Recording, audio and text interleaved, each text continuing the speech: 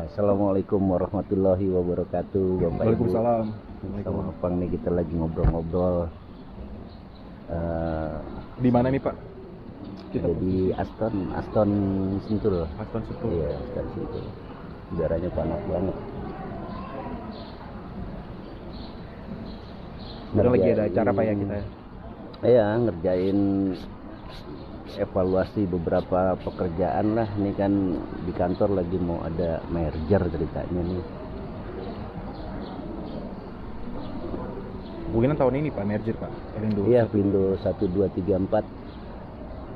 Rencananya gini aja Bang, kita ngobrolnya supaya terarah, lu nanya-nanya ke gua biar gua jawab.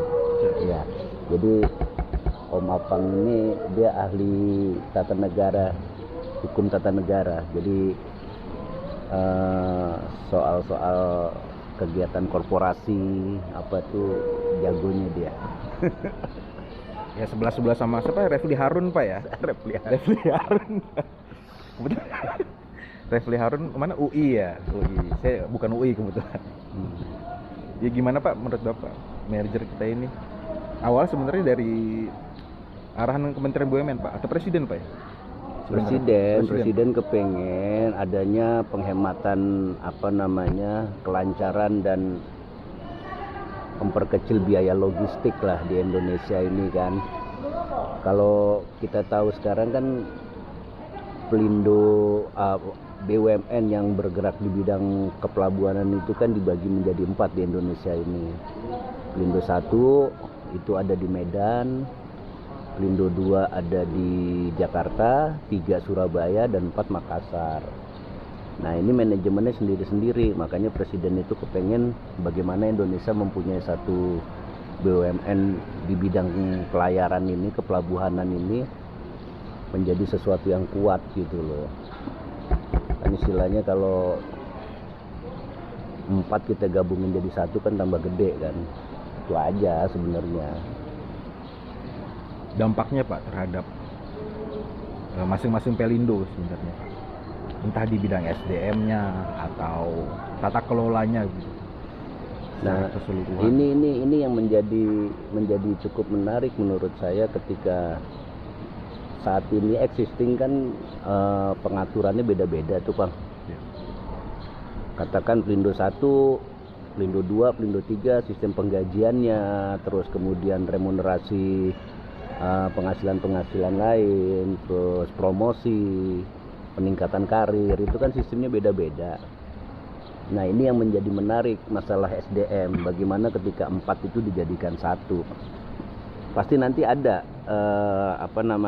satu pengaturan yang memang akan diberlakukan secara menyeluruh gitu ya, ada penyesuaian terhadap itu. Cuman yang menjadi permasalahannya kan ada ketentuan Undang-Undang Tenaga Kerja itu, kalau penghasilan itu nggak boleh lebih kecil Bang. Penghasilan iya. Penghasilan pegawai yang didapat itu tidak boleh diturunkan.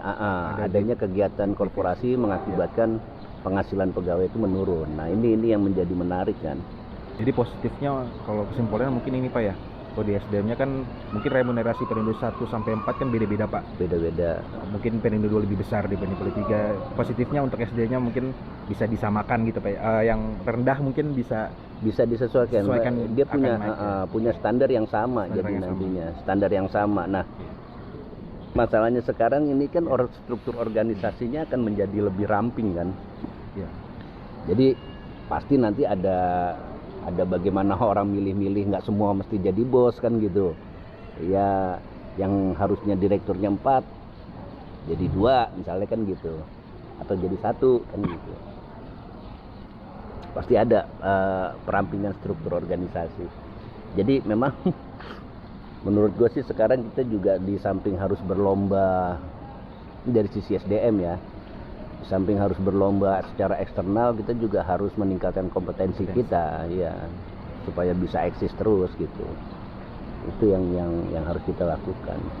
Tapi dengan perampingannya struktur ini Pak, SDM-nya aman gak sih Pak di tiap personel SDM-nya gitu, merasa aman gak? Karena kan otomatis akan meramping gitu. Ya, ada kemungkinan PHK gitu mungkin Pak, atau karena banyaknya SDM-nya itu kemudian yang dirampingkan akhirnya menjadi kalau toh pun ada pengurangan, ada rasionalisasi terhadap pegawai, itu kan sebenarnya juga sudah diatur di dalam undang-undang kita, Bang. Ada ketentuan undang-undang ketenaga kerjaan itu yang mengatur soal itu gitu ya. Bagaimana misalnya posisi pegawai yang tidak bersedia untuk ikut dalam aksi korporasi ini gitu, atau sebaliknya perusahaan tidak menginginkan pegawai itu ikut terus bergabung, itu bisa saja undang-undang membolehkan itu, baik di undang-undang tenaga kerja maupun di undang-undang cipta kerja yang baru membolehkan itu. Tapi semua itu ada ketentuannya, masalah pesangon segala macam itu udah ada ketentuannya. Strategi SDM yang bisa dilakukan itu ya tidak menambah rekrutmen baru, tidak menambah pegawai baru, supaya secara alami yang masuk masa pensiun itu bisa berkurang dengan alami. Ditambah juga ada program-program golden handshake, misalnya percepatan pensiun dini, itu kita lakukan, mau nggak mau itu pasti dengan adanya pengurangan itu. Oke Pak, kemudian ini Pak, terkait merger ini kemungkinan akan melalui proses entah joint venture kah Pak, atau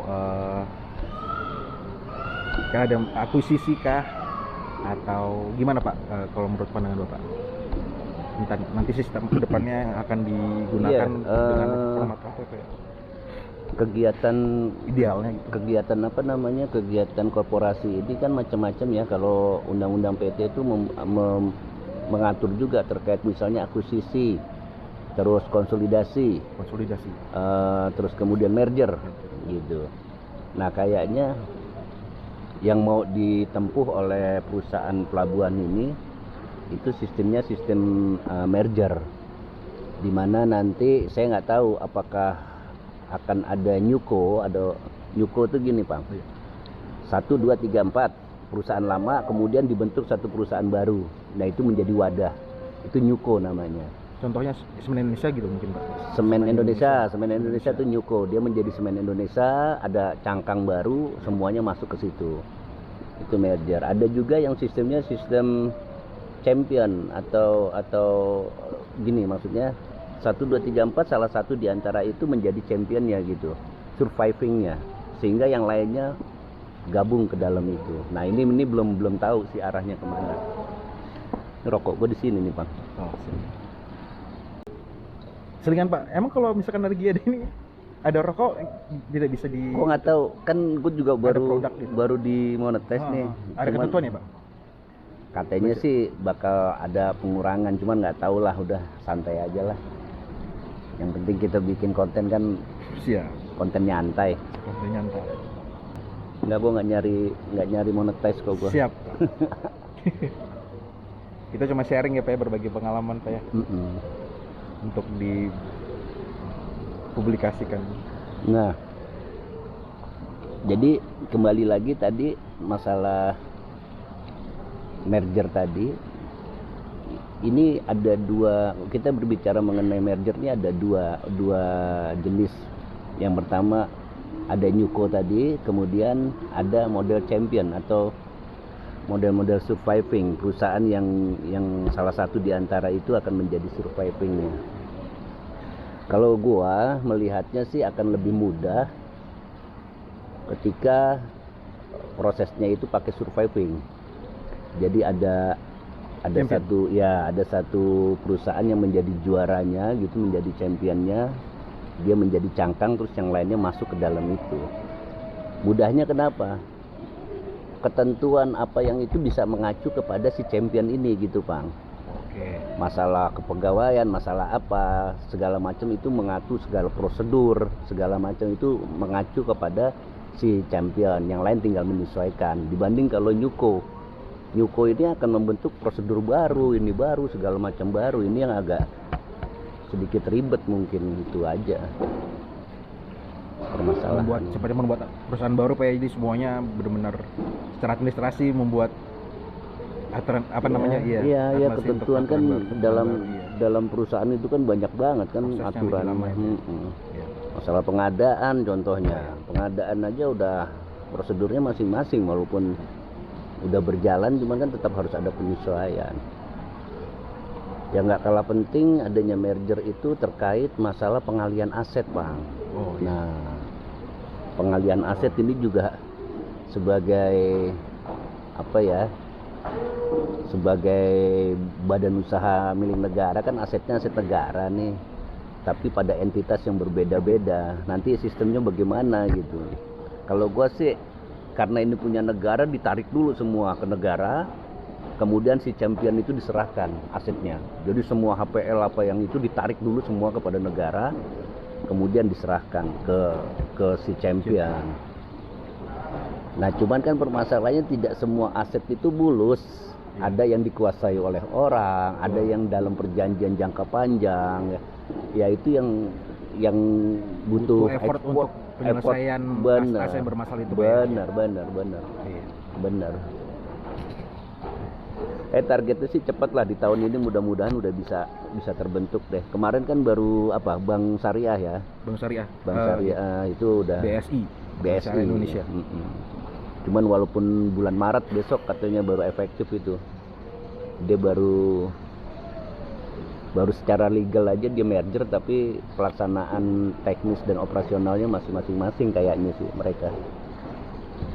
Karena emang agak lama itu. Lo ngerti nggak lo manggut-manggut aja? Lo ngerti nggak manggut-manggut aja lo? Ilmu baru ini Pak, ilmu baru, pengalaman baru. Ya prinsipnya gitulah, yang intinya semua itu mau kita laksanakan untuk Indonesia gitu, supaya Indonesia memiliki satu BUMN yang betul-betul kuat dan tidak hanya bersaing di dalam negeri jadinya Bang, jadi mampu bersaing ke luar negeri. Di samping itu juga membuka peluang-peluang swasta untuk bisa aktif ke dalam jasa kepelabuhanan. Bayangin aja, Indonesia itu kan kalau dipikir-pikir mayoritas itu lautan Bang. Iya. Transaksi perekonomian itu sebenarnya dominan ada di laut gitu. Ekspor impor tuh ada di laut. Nenek moyangku seorang pelaut kan Pak ya. Nenek moyangmu seorang pelaut. Betul Pak. Tuh. Iya, sumber daya alam Indonesia kebanyakan dari laut. Selain kita BUMN, apalagi Pak ya? Tadi Bank Syariah sudah, pelabuhan. Ada asuransi kan gitu, Semen Padang, PTPN kemarin. PTPN sudah. Jadi semuanya memang harusnya, memang setujunya sih kalau menurut saya memang harus jadi satu. Indonesia bersatu gitu. Tapi tetap menurut amanah dari Undang-Undang CK ini kan bagaimana UKM, pihak swasta itu bisa bergabung, ikut berperan gitu loh. Ikut berperan dalam pembangunan ini, sebenarnya sih gitu. Nanti jalan tol, proyek-proyek jalan tol tuh yang itu bisa dijadiin satu. Transportasi. Berarti yang programnya Pak Jokowi yang tol laut itu yang digadang-gadang itu kemungkinan akan terrealisasi juga Pak ya dengan diadakannya merger ataupun akuisisi ataupun konsolidasi Pelindo ini. Penggabungan ini. Dari penggabungan ini mungkin akan relasi tol bisa laut jalan, juga, ya? Bisa jalan karena apa? Kan tol laut itu kan prinsipnya itu kan kapal dari satu titik mampir di semua pelabuhan, bawa barang, kemudian baliknya kayak terminal aja gitu loh, pendulum gitu. Jadi itu dengan begitu mungkin nanti cost logistiknya akan lebih murah karena satu kapal itu bisa ngangkat dan distribusikan ke berapa ini gitu kan. Kalau yang selama ini kan enggak per trayek kan, kapal di sini disewa ke sini, terus baliknya kosong lagi, nanti ke sono lagi. Nah sekarang enggak, itu kayak terminal, jadi kayak ada jadwalnya gitu. Kapan aja orang mau ekspor, kapan aja orang mau impor atau antar pulau itu udah ada jadwalnya masing-masing. Jadi ya akan lebih murah lah. Lebih Akan murah, lebih- ya. Administrasi juga lebih cepat Pak ya. Maksudnya tidak, Iya. regulasi juga udah sama gitu kan, nggak Iya, kalau beda-beda kalau yang regulasi. sekarang misalnya dua nih contoh nih, ini perumpamaan aja Iya. sih bayangan saya. Di Jakarta misalnya muat, kemudian bongkar di Makassar, di Jakarta ditagih administrasi, Iya. di Makassar ditagih lagi dengan administrasi yang banyak. Nanti kalau menjadi satu kan Iya. istilahnya ya sudah bayar aja di Jakarta atau bayar di tempat pemuatan atau pelepasan kan bisa jadi satu paket gitu kan tarifnya. Setuju. Itu barang di Indonesia sebenarnya yang main di Indonesia kan ya itu aja gitu loh, barangnya itu aja, pemainnya itu aja. Artinya pemain di Makassar, pemain di Medan, pemain di Surabaya, di Jakarta, ya pemain logistik ya itu aja gitu, sama. Ya mudah-mudahan lah lebih kuat gitu. Udah, lo cukup gitu doang. Cukup, Pak. Nggak taunya ahli tata negara cuma segitu ilmunya. Ya udah ya, ini baru wacana-wacana aja gitu, tanpa data kita berbicara. Ini wacana berdasarkan kedisiplinan ilmu yang kita punya, dan mohon maaf kalau ada kata-kata yang salah atau asumsi yang salah.